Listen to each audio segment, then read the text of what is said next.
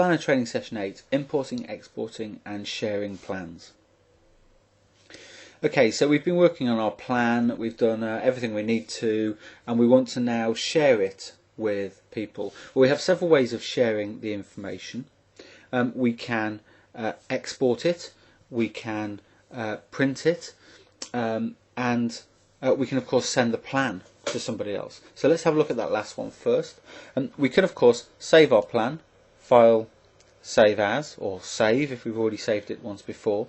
It'll create a file like we have here, .spn files, and then somebody will of course need the planner application to open that file. And the recommend to friend link here allows you to copy this section to clipboard, send it by email to them, and there'll be a link here so they can register and download Planner. Completely free, they can use it for as long as they want to, and they'll be able to work on your plan and within the confines that you've set for that around views and saving of passwords to lock those sort of things in place, etc. So that's certainly the easiest way of sharing your plan with somebody else. If you want to give them just part of that information, you could choose to perhaps export some of the data. And exporting the data can be done in several ways. If we come to the main menu here, Export Tasks, we can see a range of options. Actually, we have ways of getting the data out as images, or a quick copy of the task list to CSV, or the more complete import-export of tasks, which takes the full set of data. Now let's have a look at these top three things first. Actually, we don't even have to come to the menu to get them. We can just right click in the plan area down here. I can copy my Gantt chart as an image to clipboard,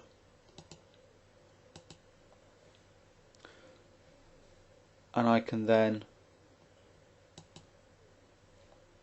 and in my spreadsheet I can then paste what I've got, and I get that brought through. So here's my Gantt chart image, nice and easy.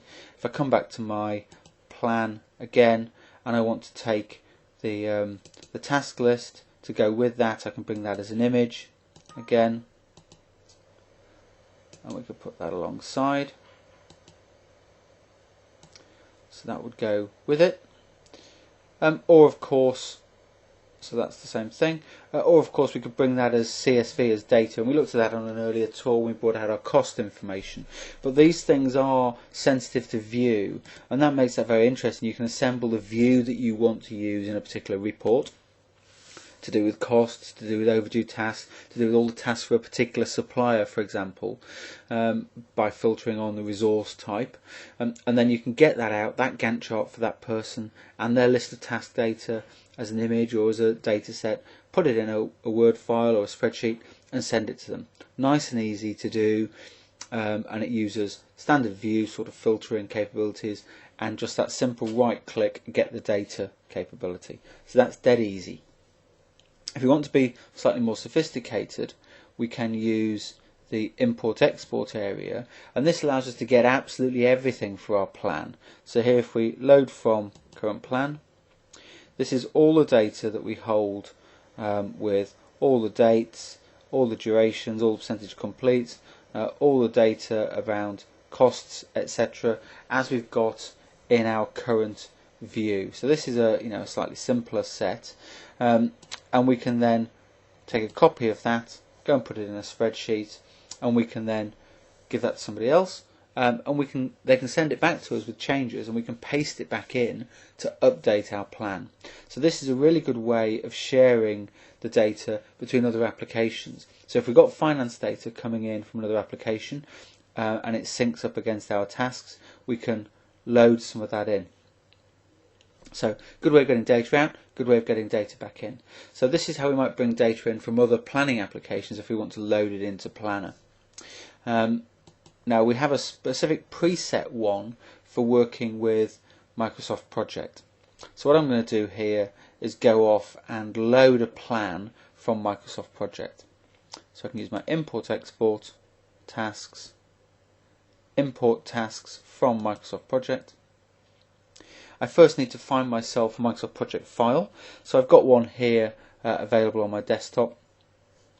If I have Microsoft Project installed, then I can use View File here to go off and view that file, which I do in this case. And there we can see our Microsoft Project plan. Now, that's all well and good, but actually I don't need Microsoft Project installed to be able to do what I'm just about to do. I just need the Microsoft Project plan. Planner will is able to read that file as it's just done now and load the tasks from that. And here I can see whatever we had in Microsoft Project as information about predecessors and resources and start and end dates and durations and all that sort of information here. And I can then bring that into Planner. And I've got a couple of options down here about how to do that. I can either import using the task links. Now this is going to read the predecessor information in. Now when we're just using predecessors which go from the end of one task to the start of another task, the most commonly used predecessor, then that's absolutely fine. It will take those predecessors from Microsoft Project, load them in and create a project in a box plan. So if I do that now, I can do either as a new project or appending to the current project. So I'm going to import as a new project. I'm not going to save changes to the plan I was working on before. And there we go. So that's our plan brought in. I'm just going to expand all the summary tasks. And that'll be exactly the same as it was in Microsoft Project, assuming all the predecessors were start of preceding task to beginning of next task. It'll handle lags, etc. without any problems, and it'll handle multiple predecessors, as we can see here, where we've got multiple predecessors showing, but it won't handle the other sort of MS Project predecessors, finish to finish, start to start, or start to finish. So if you have those sort of predecessors in your Microsoft Project plan, then you might like to load it in a different sort of way.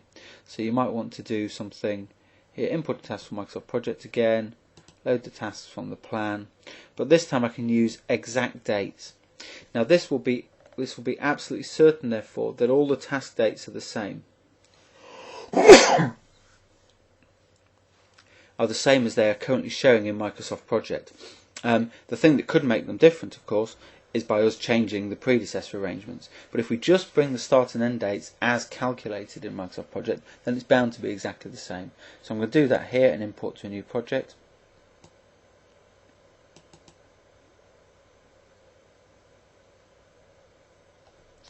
And again, we can expand all the summary tasks. So we know these task dates are going to be absolutely exactly right because they will have been calculated using the same predecessor rules by Microsoft Project. But we don't have any of the links here. So we have these two options depending on the type of predecessors we've been using to let us get the data in. Once we've got the data in here, we can work with it in the way we might want to normally, doing any of the other sorts of things we want to do. We can run filters and views and all those sorts of things against this data. We can alter the plan content and add extra tasks and change them all around perfectly normally as though it was a planner type file, because of course it is. And then when we finish with it, we can in fact even give it back to Microsoft Project if we want to. So we can use the import export again to export the tasks to Microsoft Project. Now this doesn't create an MPP file directly, but it will create a file that can be loaded into Microsoft Project broadly in the same way as here we loaded our Microsoft Project file into Project in a Box. So this is quite useful, and it means that you're not constrained by deciding to use Planner, because you can stop at any point from using Planner and convert your plan into a format that you can use in another application. You can take it to Microsoft Project, you can get all the data out and go and do something else with it. So this isn't an end point at all. It's not a firm decision you're making. Bringing the data into here, you can use it in here for as long as you want to and take it out. And in fact, some of our customers creating really quite large plans for very large projects. Often the project manager or the tendering team can produce an early level project plan in quite sort of light detail, perhaps 50, 60, 70 tasks in Planner. And as that goes on to be fleshed out into more detail, to 700-800 tasks for the real live plan, that's then put into Microsoft Project.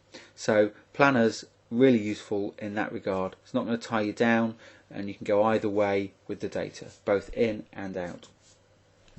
So we've looked there at sharing our content, and we can share it at several different levels, just getting bits of data out to put in reports, etc., or share with individuals, or to load our entire plans out and in. And we've got very similar arrangement as well for risks and issues, which we'll look at a little bit later.